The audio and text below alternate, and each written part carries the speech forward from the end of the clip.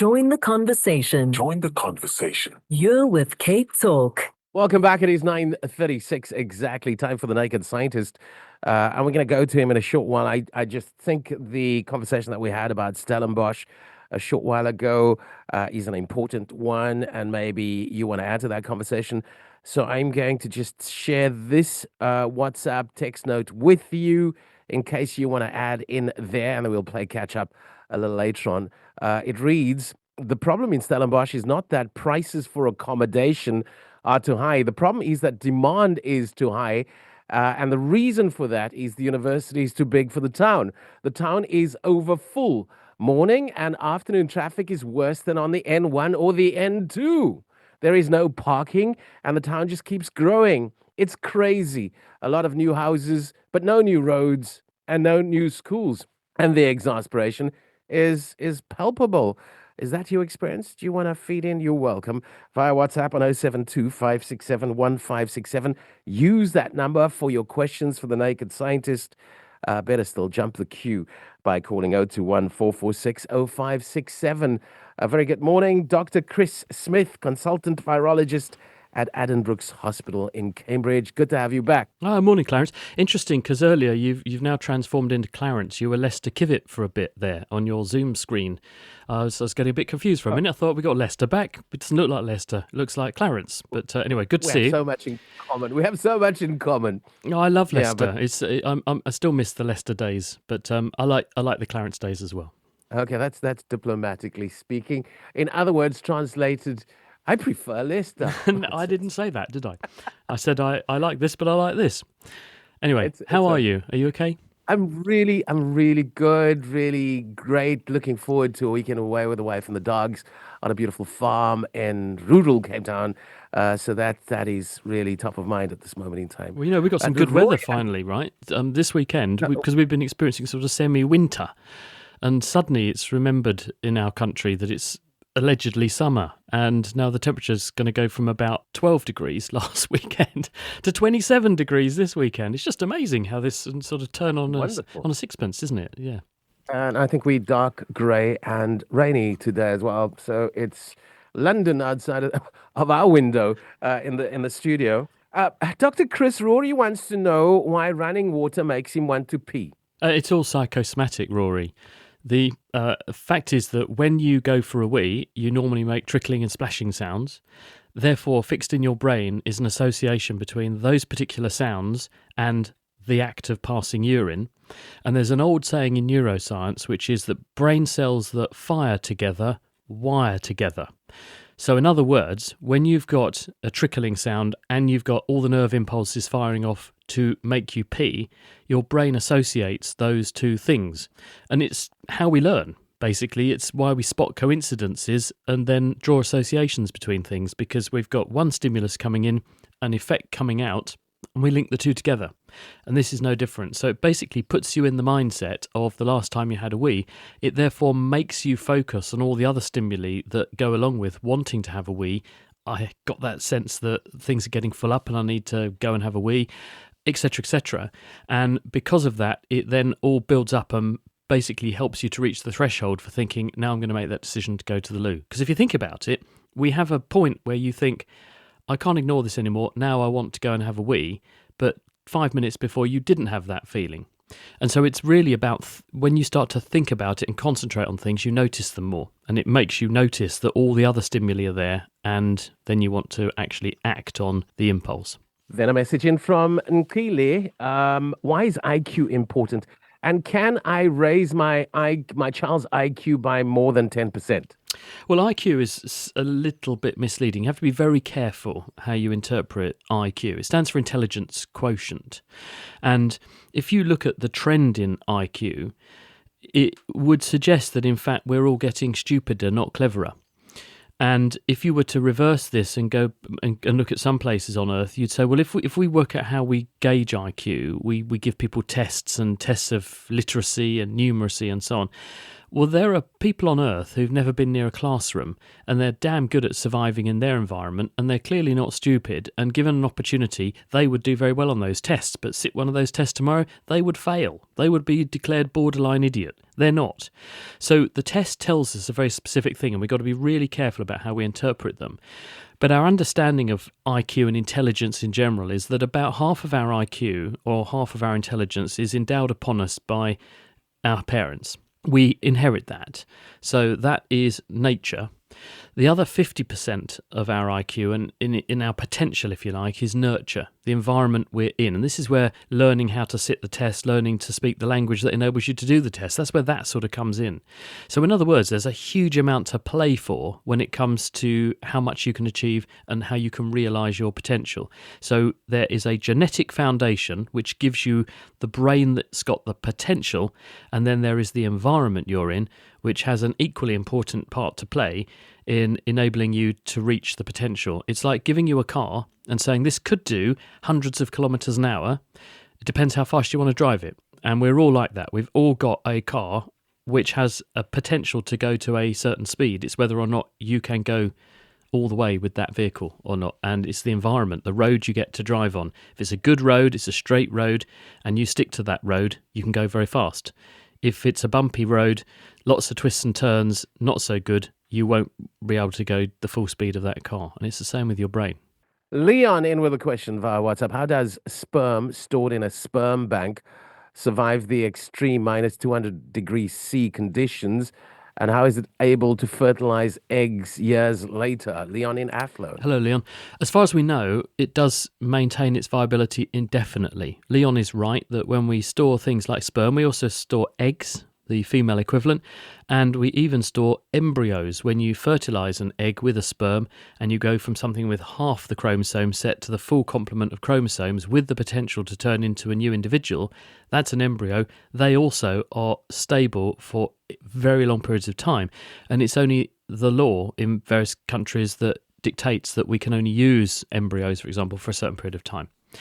The way they're stored, you're right, at about minus 200 degrees in usually liquid nitrogen, you put into the cells, the sperm or the eggs or the embryos, a cryoprotectant. We use chemicals like DMSO, dimethyl sulfoxide. This molecule gets into the cells, it gets into the membranes, it gets into the cytoplasm, the liquid inside cells, and it stabilizes them so that as they start to freeze at the low temperature, you don't form enormous jagged ice crystals that then punch holes through the membranes of the cells. That's why when you put your fruits in the freezer, should you freeze some fruit for later on, you get it out and your strawberry no longer looks like a strawberry, it's turned to mush, because the ice crystals in the cells in the strawberry bust through the strawberry and make all the cells fall to pieces. So it basically falls apart. We protect our things we freeze with cryoprotectants. They don't taste very nice and they don't smell very nice. So you wouldn't want to eat a strawberry that had been in DMSO. Totally harmless though.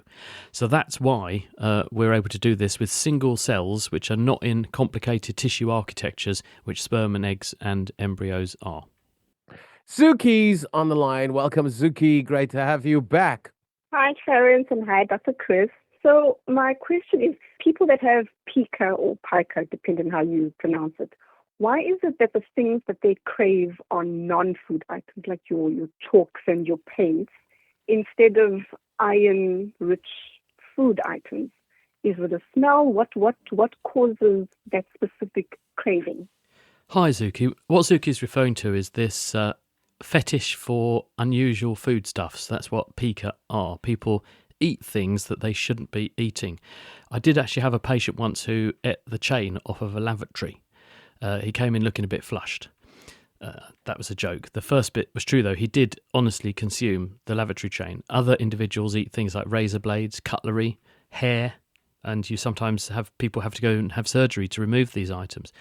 We don't know why people do this. Some of it is going to be that people have a behavioural problem, and in the same way that some people scratch their skin inexorably to the point where they do damage, it is a food equivalent of that.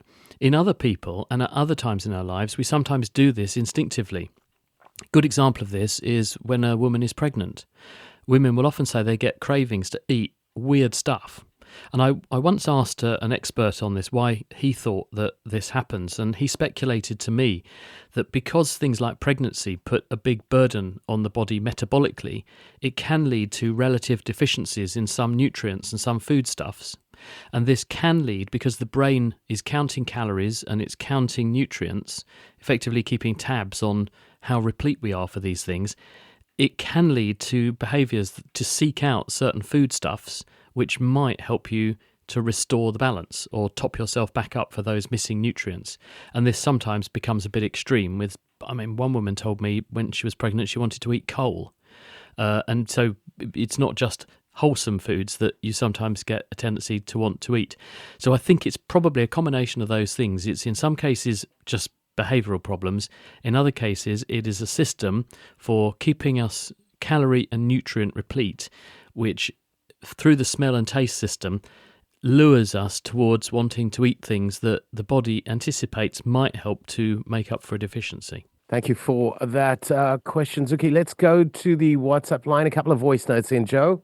Hello, Clarence. Dr. Smith, do you think that we could put to bed the theory that some people seem to have that there's a link between increased cancer rates and the COVID vaccine?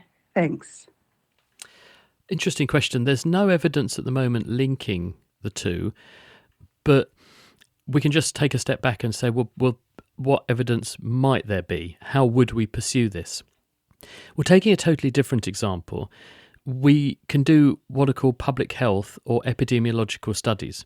So if you suspect that something might be linked or associated with something else, you have to be very careful not to introduce bias in your sample. So the best way to do that is to just look at enormous numbers of people in the population, and you don't select them, you just include them by default. And then you ask, this is the rate at which something happens before an intervention. Then the intervention, whether it's a vaccine or some other exposure, happens, and then this is the rate at which we're picking up condition X afterwards. Because one of the rules for what we call causation, this is the so-called Bradford Hill criteria, is that there should be a dose-dependent relationship. In other words, if something causes something to happen, the more of that thing that you're exposed to, the more of the outcome you should see. And if there's none of it, you should get none of the thing it causes. If there's lots of it, you should get lots of that. And a really good example of this being done in this sort of way was to look at the MMR vaccine, because there was a concern that this might be linked to, say, autism about 25 years ago. In Japan, in one part of Japan, the use of MMR was temporarily discontinued for this reason. And what they did was to get the data for hundreds of thousands of people in one particular region of Japan and look at the rate at which autism was occurring in that population. Then they compared that with the rate at which people were having the MMR vaccine, which then fell to zero. And the hypothesis is, well, if the MMR vaccine was causing autism, the rates of autism should decline in step with the vaccine use. And then when the vaccine's reintroduced, they should go up again. And what they saw was that despite zero use of MMR, rates of autism across the period went up. And in the aftermath, when MMR comes back in, no change.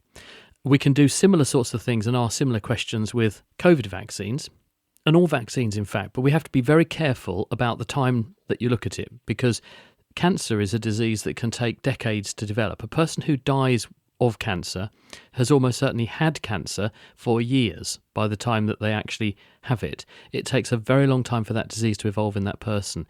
So we would be very cautious about looking today, saying, I didn't see any relationship between this intervention and this outcome, so therefore it doesn't happen. You look over long periods of time and you're looking at changes in trends.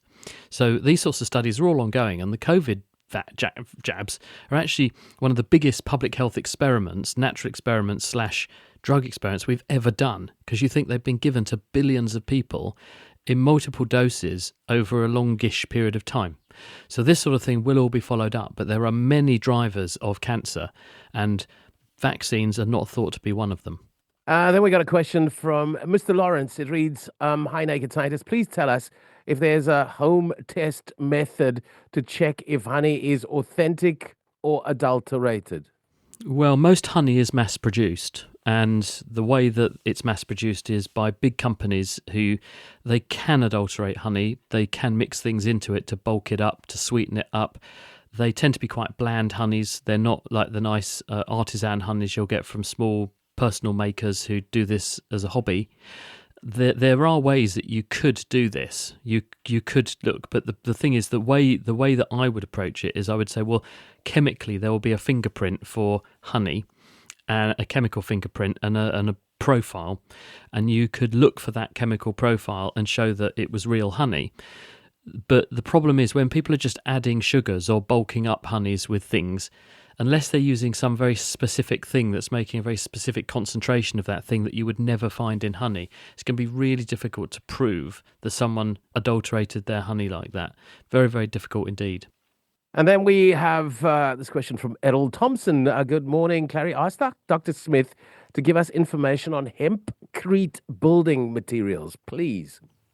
I have heard of this, and I saw someone at the Chelsea Flower Show using it and building a building with it. But I must admit, I don't know much about it or its green credentials, because it's one of those things where it was being sold as this is a very good way to do things in an environmentally friendly way and an environmentally sympathetic way, but whether it really ticks all those boxes, I don't know. I'll tell you what I will do though.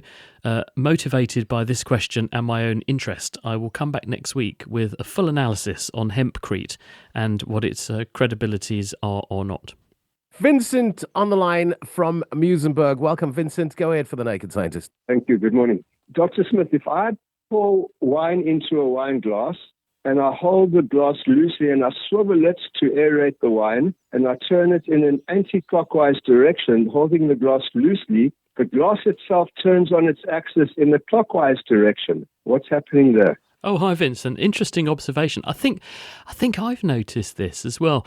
The reason is that the wine is a bit viscous, and when you are swirling the wine is getting a grip on the edge of the glass, and in order to push on the wine to swirl it, the wine pushes back on the glass. That's Newton's third law, and the glass gets a kick in the opposite direction, which, because the wine is turning anti-clockwise, the glass gets a kick clockwise, and you're hanging onto the glass in such a way that you can make it swirl nicely in one direction, but you're holding it more loosely so that when the glass tries to torque back the other way, it can twist in your fingers. I think I've noticed this too, but good observation. I wouldn't let that get in the way of your drinking though. Do enjoy the wine.